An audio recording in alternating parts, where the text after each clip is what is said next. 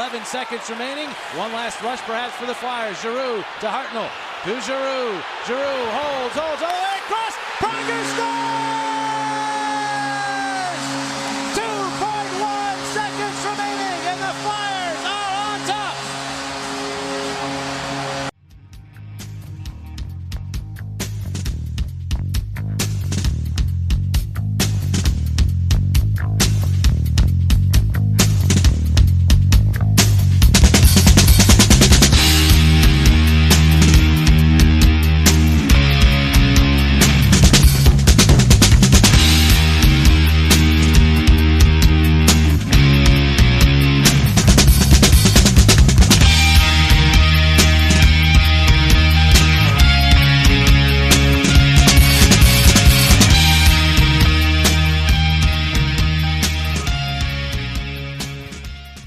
Hey everybody, it's Isaiah, and I'm here with Chef B, who's going to tell us about one of our sponsors here. Chef? Yeah, O&B Puckcast is now brought to you by Summit Public Adjusters. The winter months can be especially hard on our homes, from roof damage and peeling siding to frozen pipes and toilet overflows. Call Summit Public Adjusters before you call your insurance company. Dealing with your insurance company can be stressful and confusing. Let Summit Public Adjusters take the stress out of the claim process by having our guys work for you. Get the most for your money and your repairs. The next time the big snow or the rain leaves you with some home damage, contact us for a free consultation. Summit Public Adjusters are licensed in Pennsylvania and New Jersey. Learn more at summitpublicadjusters.com or call 215-752-0560. Just tell them that the chef sent you. Yeah, what was that number again, Chef? 215-752-0560. That's terrific. All right, we're going to carry on with the rest of our show. And we are back. It is Isaiah. Welcome to the O&B Puckcast, episode number 148, brought to you by FlyersNittyGritty.com. And, of course, Jim South Street, 400 South Street in Philadelphia, Pennsylvania. 40 years of the best cheesesteaks, hoagies, and fries you'd ever want. In the Greenwich, Philadelphia tradition, if you live down near 400 South Street and you can't make it to Jim's, hey, no sweat. They use DoorDash and can get that delicious food delivered right to your door. So remember, Jim South Street, 400 South Street in Philadelphia, PA. And with that, let's introduce our panel. Dan Silver is on assignment this week. He'll be back next week. No worries. But we do have Chef B with us. How are you, Chef? Very good, sir. Anxious to talk about the last hurrah, possibly of Claude Giroux. Yeah, that's topic number one. That's no doubt about that. Just before we introduce our guest, just a reminder, the O&B Puckcast can be found on Twitter at O&B Puck, at O&B Puck. We have a Facebook page. We are on 12 podcast platforms, including YouTube. Just punch in O&B Puckcast. You'll find us. If you could rate and subscribe, give us a rating, 5 stars. If you really like our content, we appreciate it because it moves us up the charts when people are looking for Philadelphia Flyer podcasts, and we appreciate your continued support. And with that, let's bring in from sportsology.com, from Off the Post podcast, and his latest venture, can't miss that, Locked On Flyers. It is Russ Cohen. Hey, Isaiah. Hey, Chef. How are you? All right, Russ, it's always great to have you on, and it's a really good time. You know that it's tough. The Flyers are in a position with Claude Giroux's 1,000th game coming up tomorrow night versus the Nashville Predators. That Claude has hit a couple goals. He got 900 points. The 1,000 games as a Flyer. I think only Bob Clark has had more games, and there's a lot of milestones there that have been met. And it appears as if the Flyers, before this trade deadline at 3 p.m. on Monday, are going to make some type of deal for Claude Giroux and hopefully get back some assets that could advance their cause going into next season. They have some other players, but I wanted to take some time, Russ, to talk about Claude, his legacy, his 1,000 games here, and things of that nature. What's on your mind? And I know you had some good audio that you let out on Twitter, so maybe talk about that a little. Yeah, I mean, he had his press conference today, so that was what was on Twitter for GTS, and we all, got to listen to him talk about, what the team means to him, teammates, and the 1,000th game. 1,000th game was important, and we knew that. And you knew he wasn't going to get traded before that, and he pretty much acknowledged that today. he's still not ready to talk about trades, but he knows, and he's just basically saying he's not in that mindset yet because he wants to have fun at the 1,000th game. I get it. So that'll be a nice celebration. I did say on Locked On that it's not often that fans do get a chance to have sort of like this celebratory game with their franchise player before they get dealt. And so that's, that doesn't always happen. So that's just a fortuitous thing that I think people won't take for granted. And I think that's a nice thing to have, because a lot of times you do just sort of wake up and, whether it's Ray Bork or someone like that, and all of a sudden that guy's gone, and maybe you saw his last game for your team and maybe you didn't. So, this is at least one that you knew you could circle on the calendar and he was going to play. Like there was no doubt he was going to play in this game. Yeah, absolutely. It's like a legacy tour in warp speed, right? So, yeah. So, Claude, there's a lot of people who obviously have a very strong opinion about Claude's successes, his failures, but there's no doubt I would definitely put him in the top 5 Flyers of all time. Watch a team for some 50 years, and you're not too far behind me in terms of, knowing. I mean, when I was watching them with a different lens because I was probably booing them and whatever, but I've been watching them just as long. So, yeah. Yeah, he's a very highly skilled player. The Flyers rarely have had a player like that. I guess you could talk about, Peter Forsberg in terms of ability to make and receive passes and have offensive conception in that regard. So, yeah, it's been quite a career. But here we are. The Flyers are in the middle of a really rough season. And after this, ceremony is going to have Bob Clark. I'm sure you're going to have big messages on the video board. But within, 20 minutes or so, they're going to have to play a game. It'll be game 1,000. And then the clock begins. And there's all kinds of rumors swirling. There's some late breaking news that some players that might have been considered alternatives to him, like Tomas Hertl, is now off the market, $81 million roughly and change, 8 years with San Jose. Florida clears a little space by moving Frank Petrano. Was that to the Rangers? Yeah. Yes. Yeah. So, and also Drew Hellison and Tyson Jost, the 2 players that were rumored that could be in a Colorado deal, are now no longer with the Avalanche. So these are shifting tides right now. And how do you see this playing out, like currently from where you stand? I mean, things that, I'm hearing, and you never know if what you're hearing is 100%, but things that you're hearing is basically like, hey, like Joe Sakic isn't going to wait much longer beyond the 1,000th game. And so, and same, and I think the same with Bill Zito. I think that's why they've already preemptively made some moves. They both cleared cap space. And then I also think they have the plan B too. So you look at it and you say, all right, Chuck Fletcher has to really find out, is he willing to go to both teams or is it really just one team? Because again, if it's just the one team, like when Martin St. Louis went to the Rangers, then that does limit you in what you could get back. And so this is where I think Chuck Fletcher could be in a bad spot, because if it's only one team and they know what, the guy wants to go to him, he's going to go to him. I don't know if if Fletcher is going to get the kind of return that the fans have been hoping for.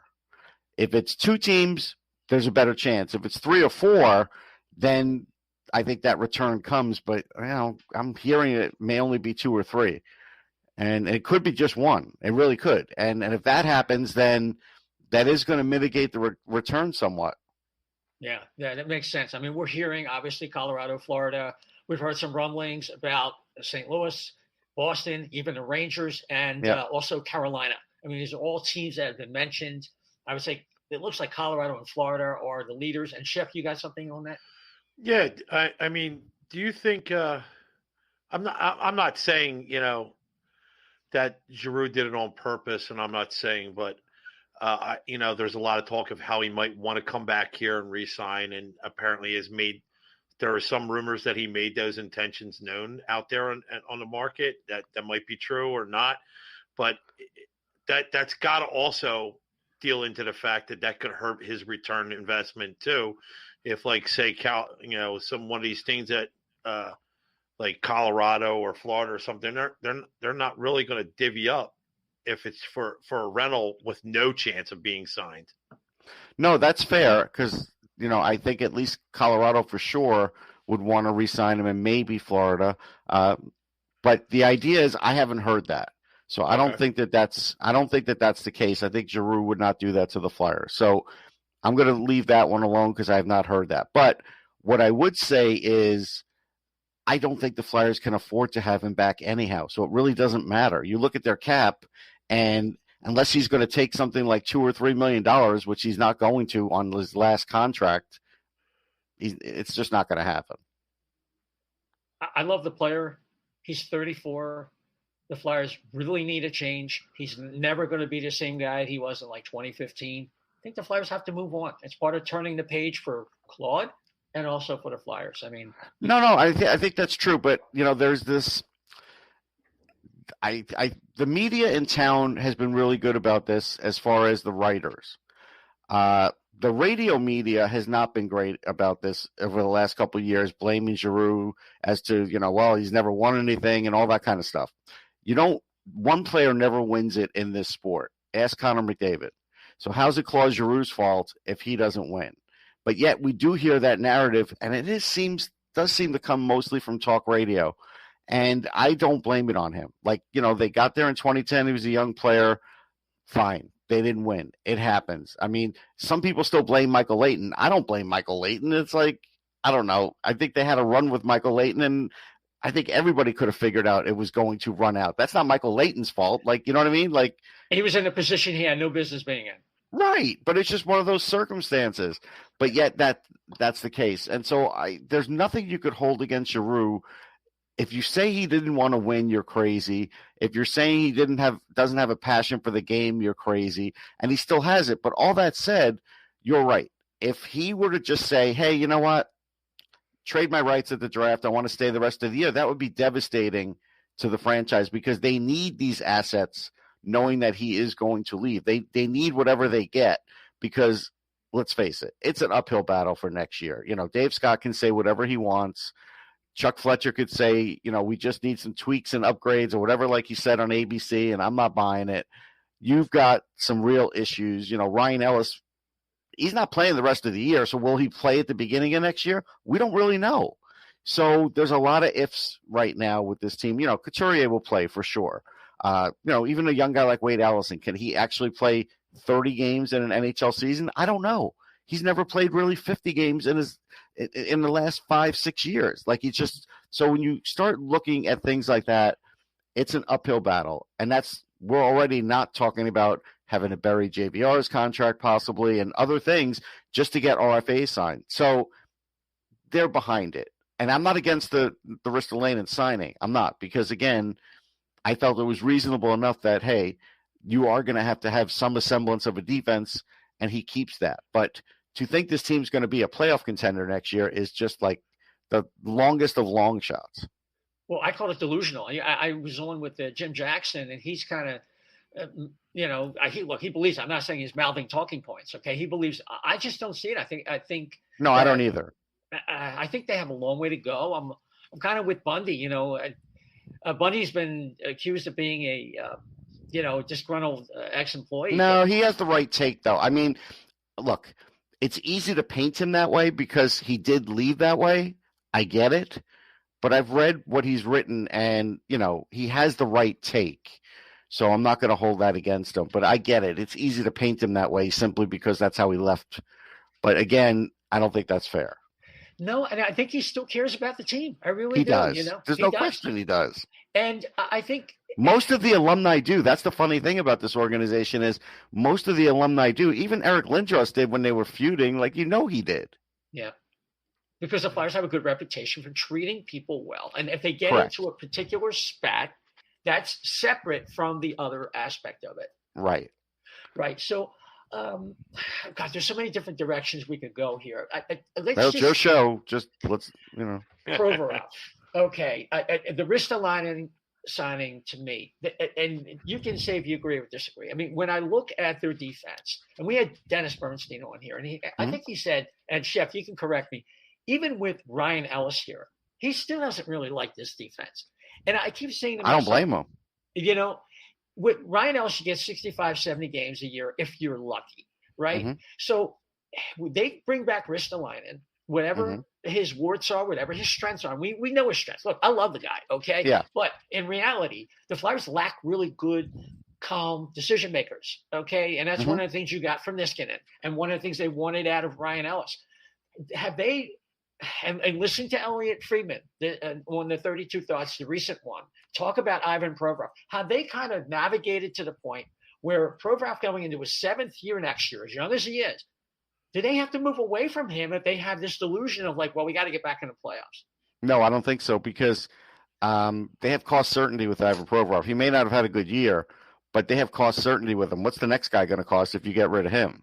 Like, how all of a sudden, even if you don't think he's a true number one, that's fine, but who's playing number one? If it's Ellis and all of a sudden he's missing 15 games, it's back to Provorov or it's back to somebody else. Well, so, that's like, the point. Right. If Ellis is out and Provorov craters, he's had 3 bad years out of 4.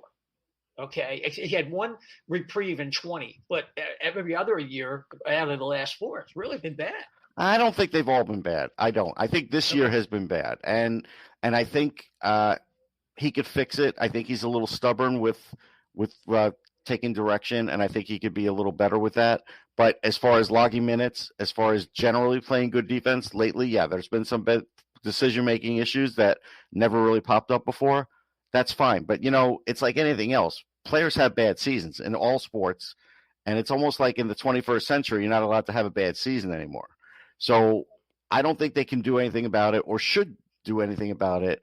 And I think you go with the premise that it's him and Ellis. You go with the premise that it's Sanheim, Ristolainen, which is their best pairing right now.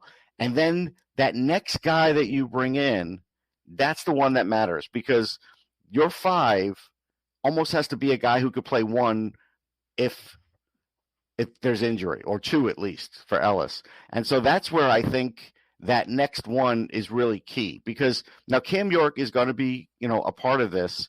Right. And like, he's going to be on the point next game. And I just tell you that I don't think he's fully ready for that. I think he's, from the passing standpoint and from a hockey IQ, sure. He doesn't have the shot. Like, you could see he doesn't have the shot yet, but they're putting him in that spot. So he is sort of that guy right now that it's all going to be thrust on him next year, unless they get another veteran, but somebody who is maybe 5 years younger than Keith Yandle that could actually slot in a couple of different things. That's what they really have to find, because again, Cam York probably shouldn't be a top pairing guy next year, and he won't be if Ellis starts the season. So then you'll be starting him on maybe the 3rd pair in that 5 spot. But then, as you know, injuries happen, whatever, and all of a sudden you might see Cam York on the top pairing in a month. And I'm not sure he's ready for that yet. So that's where it gets tricky. And if it's me, I have to plan accordingly. I have to have a much better plan than I had this year, just hoping. Again, hope is never a plan, and just patching the holes in the offseason was never going to be a fit. I mean, I told people I did not pick the Flyers for the playoffs. I didn't. And the reason I didn't wasn't necessarily the reason they didn't make it, but I was like, can all this gel in time? And it may have, but it didn't because of injury. So, that's where you're at. So I think there has to be a more cohesive plan. And now they have more people than ever making decisions. So you have to say, is that good or is it bad? I mean, guess we're going to find out. Yeah, Chef. So we're speaking of backup plans for next year. And we're obviously, there's a good chance. I'll say there's a decent chance that Martin Jones might attract somebody's attention at the trade deadline. There's a decent chance. I mean, he's played very well, especially these last. And there's a goalie shortage. I think you're right. Yeah. Especially after Dallas, right? Yeah. So I mean, realistically, there's nobody I don't think that's ready to move in the slot behind Carter in the minors, and so what are you looking for? What as a limited, you're not going to be a contender. That's obvious. So what do you do to go out there and try to get somebody that's going to have the mindset to hang in there and know that this team's transitioning without, killing Carter Hart's, I guess, confidence? Yeah, I think their hope is for Sandstrom, but I think otherwise they're going to look for like $1 million goalie or less. Mm-hmm. And, they'll find one. There's always somebody who doesn't have a job last minute, and you could bring that guy in. That's what they're going to – it'll either be that or Sandstrom. But I think they'll give Sandstrom an opportunity to win the job in camp. Now, after Monday or Tuesday, he could be gone. So he'll be gone. Is there – who do you bring up and give the shot? Let's face it, we have talked about it the last couple of shows that – it's time. Get these kids some ice time, these younger kids. Find out it's pretty much a dead season. Find out what you really have in these players in the minors. Who do you think the first call-ups are going to be then? Well, I mean, it's interesting with goalies because if you bring one up, they're only going to play once every 4 or 5 days. Mm-hmm. And so you almost wonder, should they bring up Pat Nagel and then occasionally call up the Ustimenko or the Sandstrom so they could still play more down there? Like, I would actually consider that because it doesn't matter, right? Like, Pat Nagel doesn't need to play. But just for paper transactions and let these guys still keep playing, I might have to consider that. Because otherwise, if let's say I bring up Sandstrom, right? How many games will he play by the end of the year? 3? He needs to play more than that. Yeah. Now, as far as other guys coming up, I think Frost will stay up now. I do. I mean, it's amazing to me it's taken this long to finally playing with Giroux again for the short time, but also to put him on the wing. Like, this is something, I've been talking about for months, and all of a sudden now they're doing it. That took too long. Radcliffe, I think, is only going to get like the last 10 games. I don't know why. I think they literally only brought him up because he's a big guy, and I think they're miscasting him if that's the way they're going to do it because he's got a lot more to his game than that. Yeah. But that seems to be, this is the problem, though, for the development for this year going into next year. So you're looking at it through Mike Yo's lens, which is going to be completely different than the next guy they bring in. And, again, the next guy they bring in, let's just say it's John Tortorella, just for argument's sake. Don't gasp or anything, but just to say it's him. If it's him, he might look at that roster and say, this guy's not going to be good for it. And it could be Ristolainen, it could be Provorov, it could be someone you just signed, or they might say, John, just try it out. And in a month he goes back and says, it's not going to work. Like, you're signing guys and making trades for a coach that's not even there yet. Yeah. That's never a good way to do it. That's what happened with Gordon in a lot of ways. Yeah. And there was a disconnect between what was going on in Lehigh Valley. He was a good AHL coach. Oh, no, he was terrific. Like, it's never been the same without him. It really hasn't. I mean, Terry Murray was very good, and he was very good. Yes. And in between, everything else is not so good. So, well, John Paddock, when he would come back and stuff, John Paddock was pretty good, too. He's pretty good? Okay. All right. Yeah. All right, so Claude Giroux gets dealt. If you're a Flyers fan and you want to be realistic and assume there's not tons of competition now that you have Hurdle out of the way and some of these other teams have cleared their hurdles, I couldn't resist. But, so if they make a trade, see, I don't think we can get a guy like Newhook. I don't think they want to take a – No, they're not trading Newhook. Okay, so – almost in a way, I'd rather go to Florida and get a guy like Denisenko who has so many elements that we expect from Frost. And maybe it's going to take him another year or two. And what else? Because I don't like Tippett. Owen Tippett's a big guy. I don't like Owen Tippett either. He's not a bad player, but he's not going to be what I think they think he's going to be or what he was drafted to be. And I think, they already have to get – see, here's the problem with Florida. And this is where if you're a Flyers fan, you're kind of hoping that he doesn't say, I'll only go to Florida. Because no matter what, you can only get a 2023 first. You're not even going to get a first for this year. Like, there's just no way they don't have it. So there's that. And they really don't want to give up Denisenko. And that is a problem. Because I really would want Denisenko if I'm making this deal. And so that's where you hope it doesn't get to that point. Because then, you're probably going to end up with Tippett or maybe, again, nobody's talking about the guy I like, Logan Huchko. I like him a lot. Denisenko is always going to be the first choice, but I would make him the second choice. Like Shane Malloy, who I talk to all the time, loves Max Gildon, and so did I. I loved him out of the draft. But he's not a sexy defenseman. He's probably a year away. The Flyers are looking, again, through the lens of more quick fix than long term. I think we all have to sort of agree on that until they show us until they show us otherwise. So a lot of times guys that I was talking about in trades were guys like Lucas Carlson, guys who are under contract who could play already. Like, this is Is it the way you want to do it? No, but it's the way they might be doing it. Yeah, I mean, we had Shane on a couple in episode 146. He has a totally different concept. He said, stay away from the stars. Yeah, and just populate your forward lines with second and third line guys, and your defensemen should be between 2 and 4, 2 and 5. And I like his theory on that. I do. Yeah, I do. And there are a couple models, a couple people just rejected out of hand. But I mean, after what we've gone through for the last decade, having followed the team for as long as I have, I'm ready for anything that is more efficient than what they're doing. And I think that's the crux of it. Before I talk about some of the other assets, we already talked about Martin Jones and talk about Brassard and Braun. But I mean, that is the crux of it.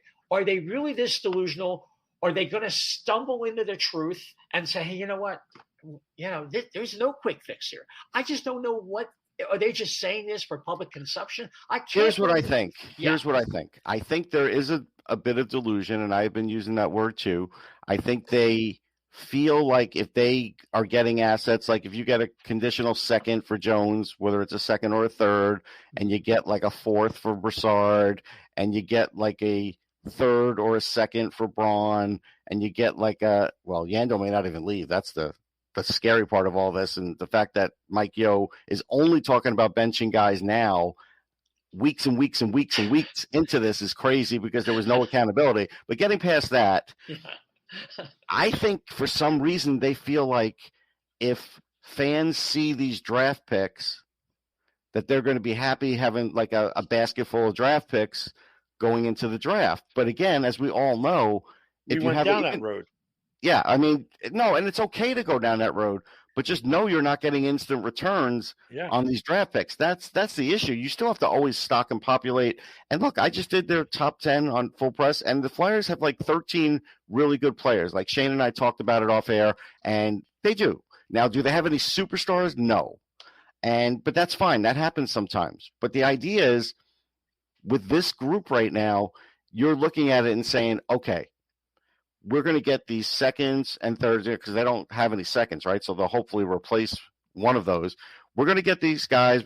And they may draft with a different lens too. They might draft overagers. Who knows? I don't know what their game plan will be on that, hoping that they maybe can get a guy to the NHL a little faster. To me, it's always a mistake, but teams have made that mistake. I've watched them make that mistake. And so, yeah, I think what they think the fans want is different from what they want, if that makes sense. I mean, they were the team for 50 years that said, listen, we're always aiming toward having a chance to win a cup. And if it's not going to be winning a cup this year, it's building to that point where we have a window.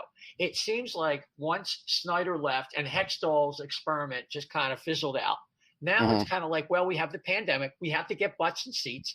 We get a flashy star, barely make the playoffs, and you never know what happens. And the Flyers have never been that team, but it seems like they're that team now if we are to believe what they're telling us.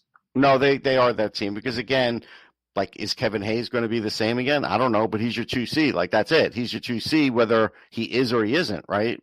And so, there's these question marks now based on, injuries and previous decisions that are going to impact the future.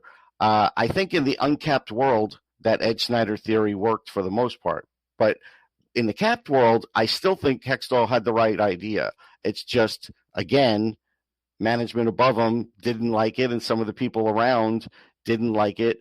And so they got him out of there, and they talked about, not communicating, whatever. Okay, great. But in the end, there's still a hell of a lot of picks from Chris Pryor and Ron Hextall. So I don't care what you say, there's still a lot of evidence that what they were doing wasn't bad. And it wasn't bad, but like Shane said, I have to agree with him. You can draft all you like, but if your development model is that's the other part. Yeah. That's where Hextall kind of dropped the ball. They just did not have enough people or the right people because, Shane thinks they should have mined more talent out of these drafts. And he started with the Russop draft, and he talked about specific players. And how come we're not getting more out of these guys? How come it took so long to like you were saying, to put Frost in a position to get comfortable doing the things well that compelled them to draft him in the first place? Right. Well, the one thing I'll tell you is, and literally I think I changed the perception for the Flyers. When Hextall was there, he was doing some really cool testing. I saw it and I started covering it, and then all of a sudden the next day it was hidden in the back, and no media could see it anymore. And I do think that was a very good start for him. Now, I also think after he left, that development got worse. And again, like if we look at the current model for Lehigh, there is no assistant general manager in charge of Lehigh, and Ian LePerrier is not, a serviceable coach there. He's not doing a good job. So you look at those things, and then it's like, how can you develop?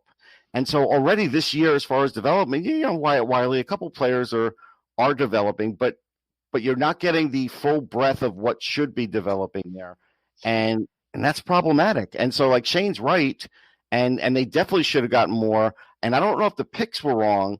I do think it is development based, no question about it. And they've added some more people, and I don't think they have enough yet. They don't even have enough on the goalie side, as an example. There's teams that have more.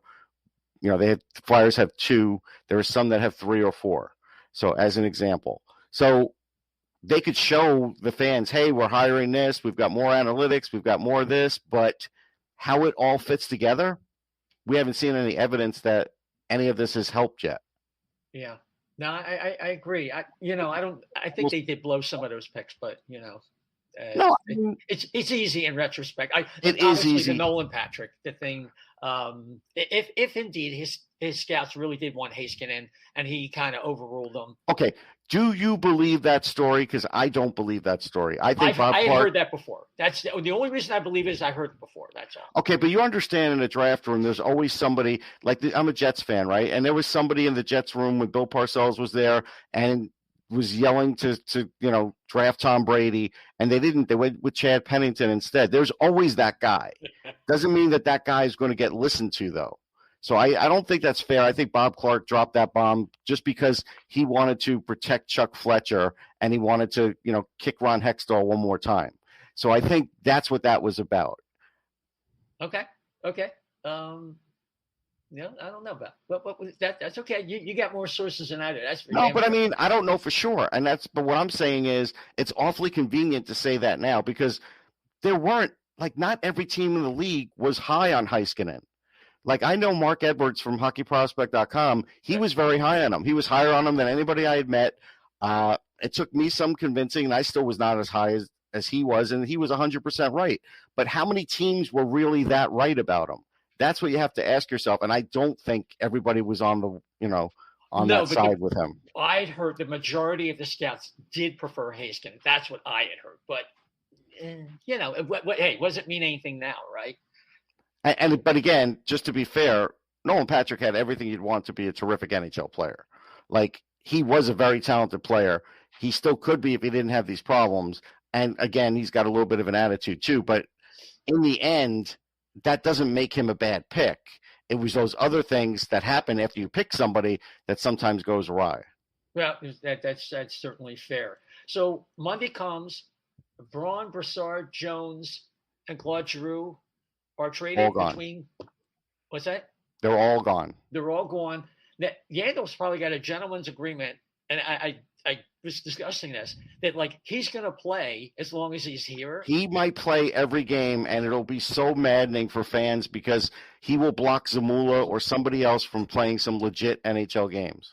I mean, that is a Faustian bargain because he's really standing in the way of putting – Well, you just could look at Chuck Fletcher about that. Exactly. Fletcher – I'm sure he thought he got a bargain because it's hey, we're going to be this playoff team. We got Keith Yandel for cheap. Yeah, I'll give you a no move. Yeah. Well, now it's looking like the worst possible move. So this is one that's completely backfired. It really has. It really has. So what is the one moment before we let you go? Because we know you're playing hurt today, and we really appreciate that. Thanks. What is the one moment in Claude Giroux's career that you'll remember maybe above all others? It's a good question. I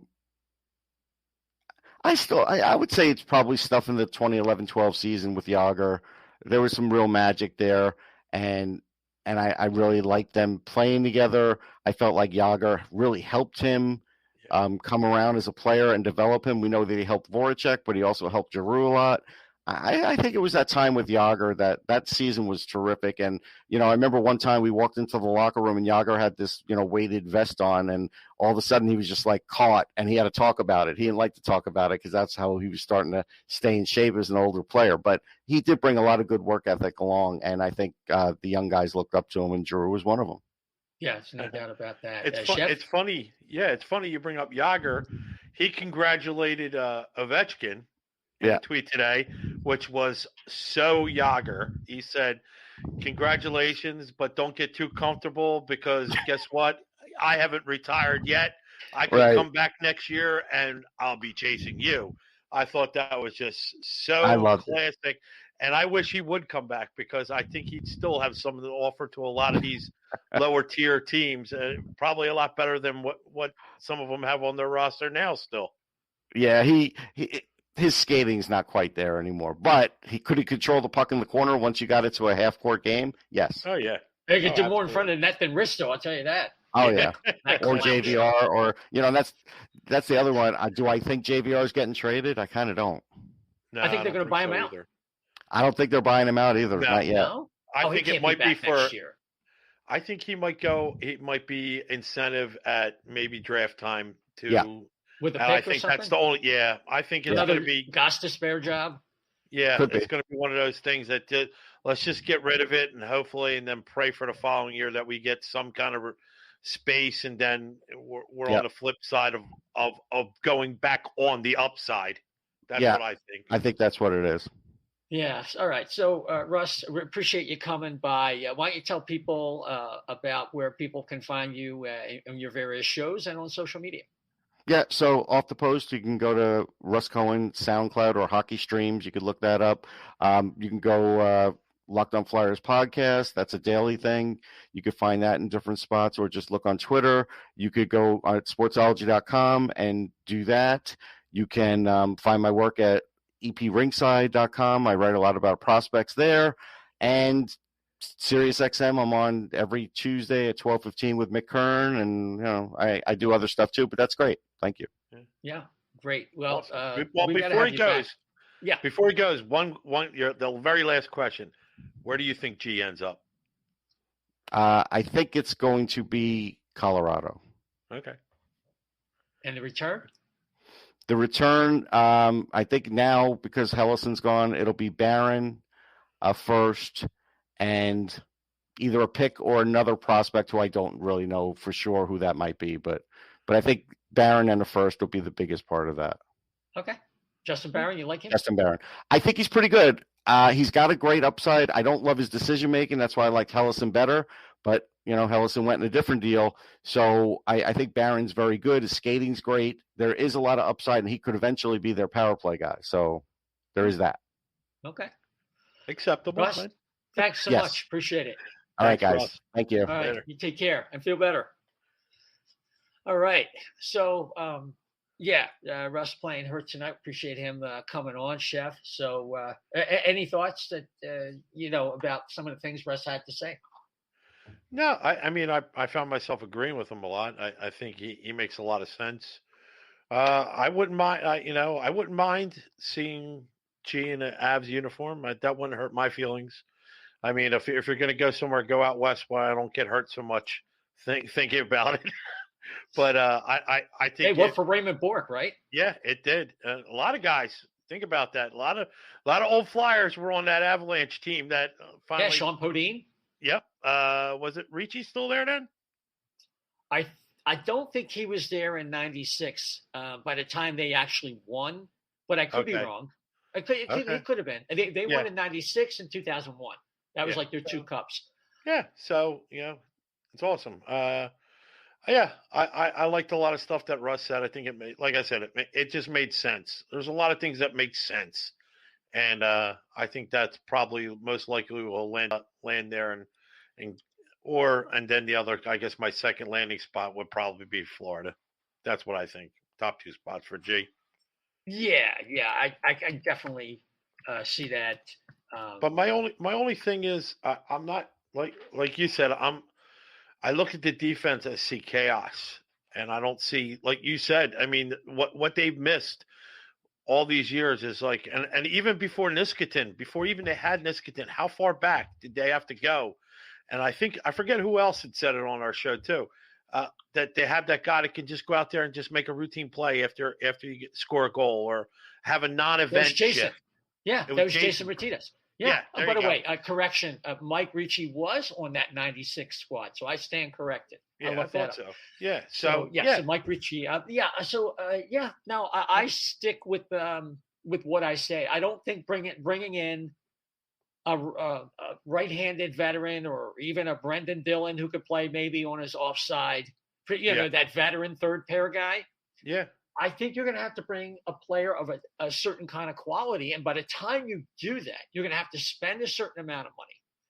And you might as well say, hey, you know what? If they're still in a state of delusion, I think it could end up being a trade of Provorov, like Elliot Friedman was talking about it. So we'll see. I got some inside information, which I can't divulge. I can say this much. There was a tweeter, a guy who I have corresponded back and forth a little bit. We're not actually that tight, but he does have some contacts. And he put out a whole tweet thread about Provorov. And a lot of people said it was BS.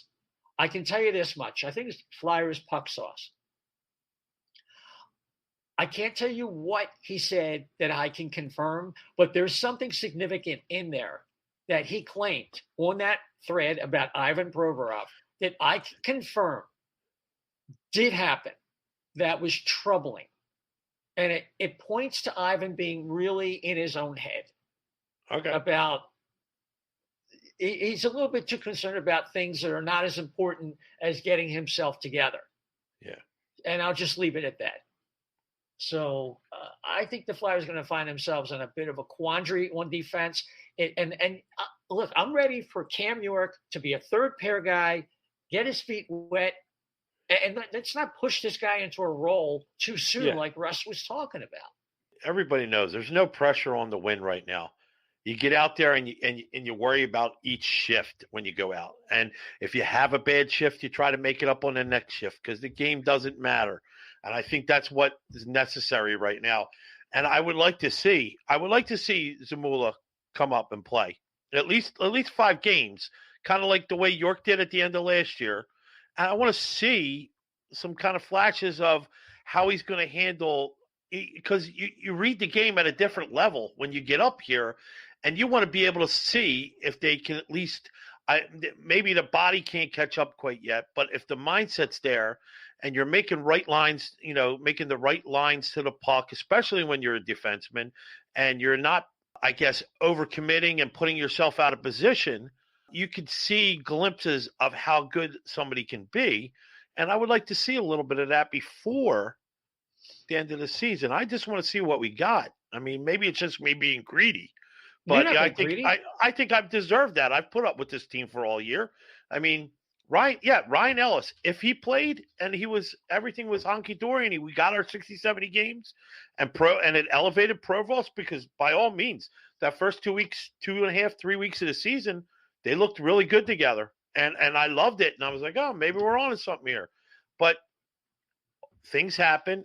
And I think I deserve, and all the fans deserve, to see what other shiny little objects we have in the drawer down in Lehigh Valley.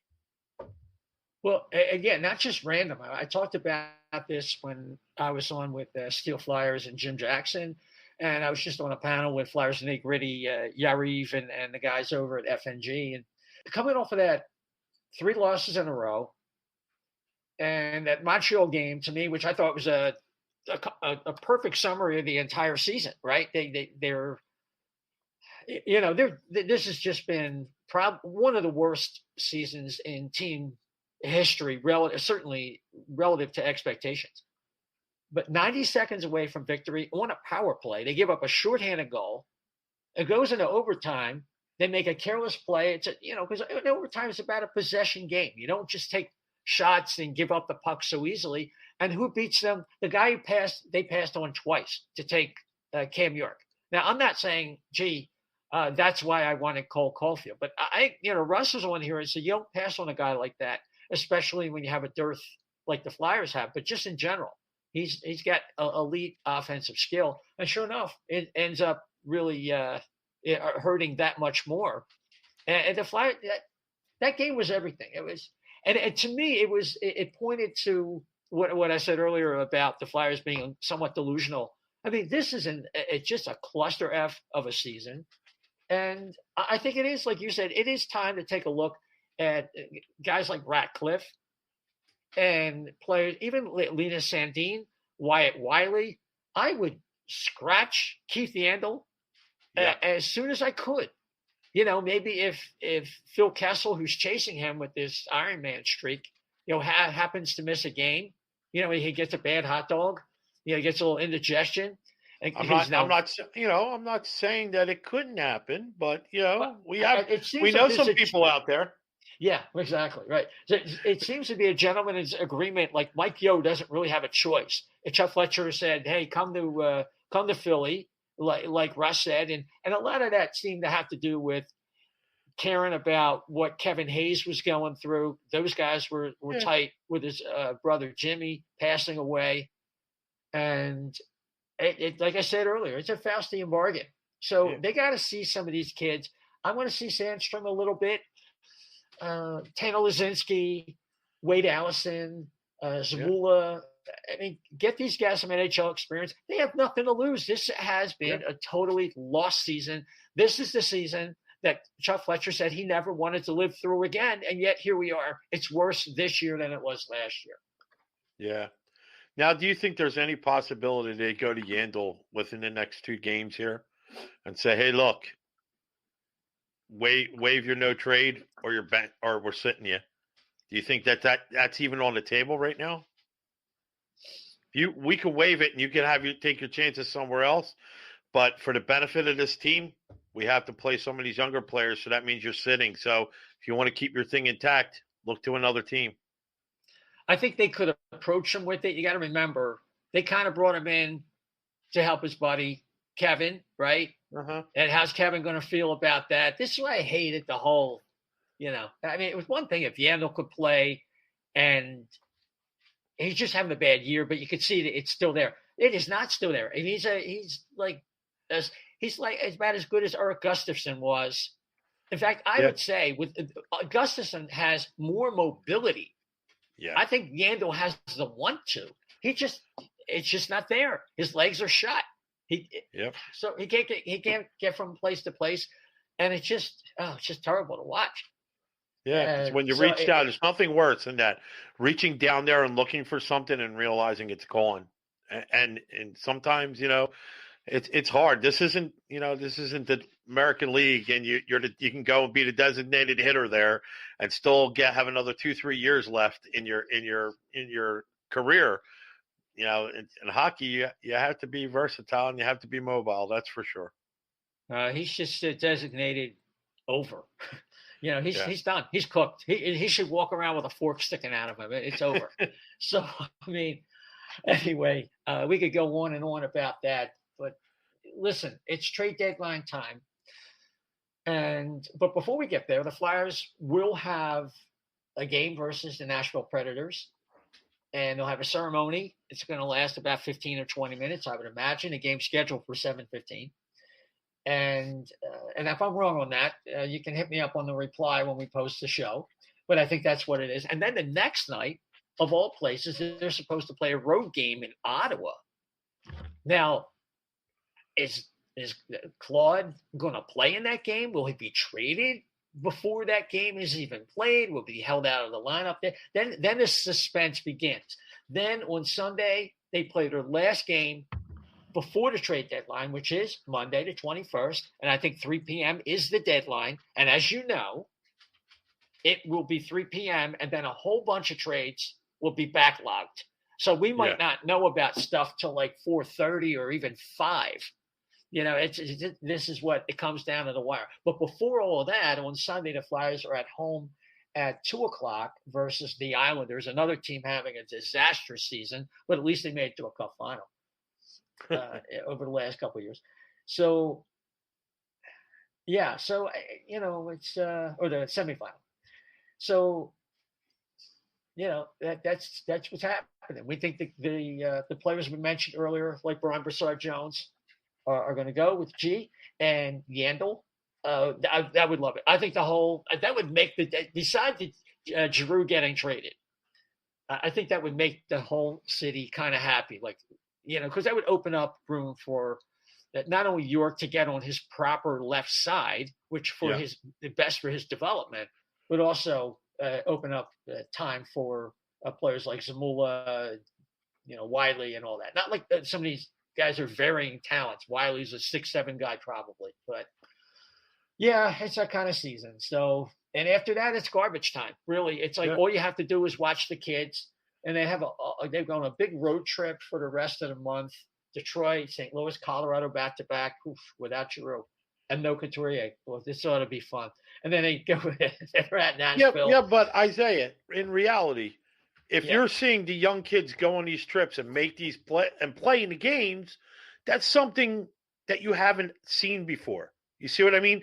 There's a chance to be interested in the Flyers again because, okay, G's gone. Your big guys are hurt, Coots and all. And let's just face it, the only real reason to tune in is to see, oh, my God, they called up Ratcliffe. They called up Wiley. They called up Zamula. Cam York is going to be on his right, on his proper side. You got all these young players. It's at least worth watching. To see. At least curiosity will get you. Yeah, that's about it. It's about it. And Allison hopefully can stay healthy because he's going to get up here. He's certainly an NHL talent. But so we're going to come back with you for Monday night.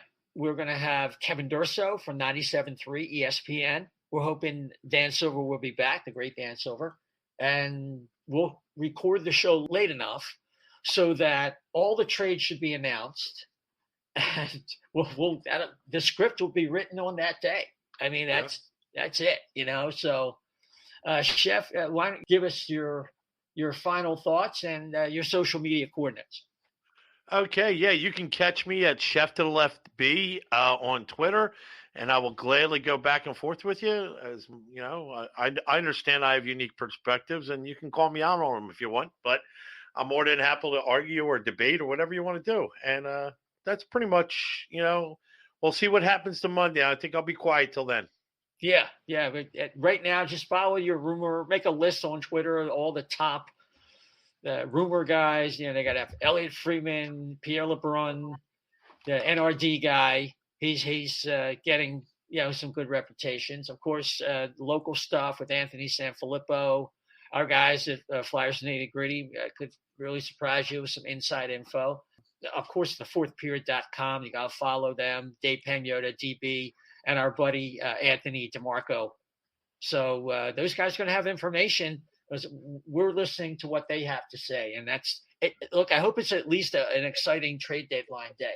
So anyway, you can follow me, Isaiah, ISAIAH _520 on Twitter. Isaiah, don't forget the underscore 520. I was just on Steel Flyers podcast with Jim Jackson. That was quite an honor. And I also was on the Flyers Nitty Gritty podcast. I mentioned both of those earlier. So you can catch me if you like my opinions or you want to leave nasty comments about, you can do that as well. And of course, you can follow the O&B Puckcast at O&B Puck at O&B Puck.